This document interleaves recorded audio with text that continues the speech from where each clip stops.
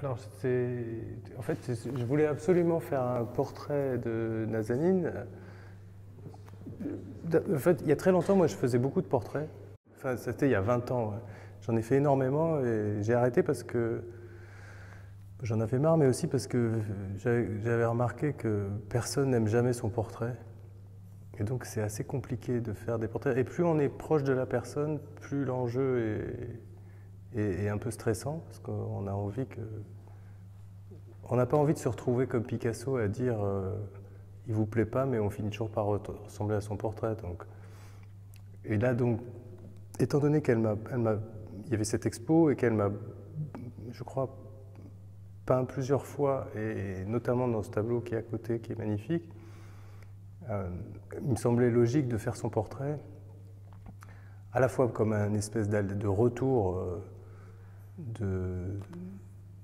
de réponse au portrait qu'elle avait fait de moi, et aussi pour, évidemment, symboliser notre relation et l'entente picturale qu'il y a.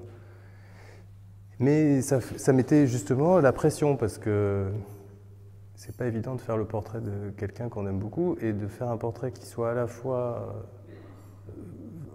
intéressant artistiquement, qui ne soit pas juste une représentation d'après une photo, c'est-à-dire quelque chose qui dise, parce qu'un bon portrait c'est quelque chose qui dit quelque chose de la personne, mais pas au niveau physique, et ça crée un ressenti, et qui aussi lui plaise, parce que j'avais pas envie qu'elle déteste ton portrait. Donc de tous les tableaux que j'ai fait là, c'est le tableau sur lequel j'ai eu le plus la pression en fait, et c'est un tableau. D'ailleurs, elle m'en a fait le reproche parce qu'elle le voyait durer à plusieurs étapes. Et donc, je l'ai fait absolument pas d'une seule fois. Il a mûri longtemps par période. J'ai commencé par le tapis.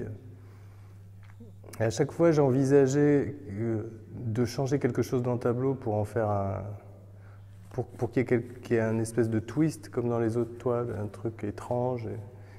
Et en fait, il se trouve que le tableau est sorti tout seul, et par étapes, et qu'à chaque fois j'ai été étonné que ça fonctionne bien, pour au final qu'il se termine tout seul. C'est-à-dire, il n'y a pas eu il m'a tellement stressé que paradoxalement il n'y a pas eu de problème. Voilà. Et à l'arrivée, j'ai cru comprendre qu'elle l'aimait bien quand même. J'en suis super content parce que c'est vraiment elle, et c'est vraiment... il y a quelque chose qui se dégage de son caractère, je trouve. C'est-à-dire il y a le côté extrêmement féminin et en même temps il y a le côté